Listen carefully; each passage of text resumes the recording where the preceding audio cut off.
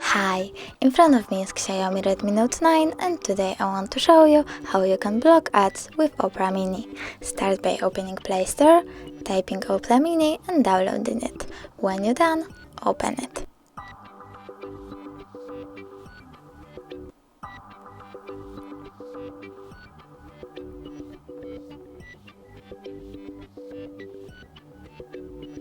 Click Continue and allow and continue. AdBlock is now on. You can check it out by going into any website. As you can see, you blocked your first ads. If you want to disable AdBlock, tap at the bottom right corner, choose AdBlocking, and now it's off. You can turn it back on the same way.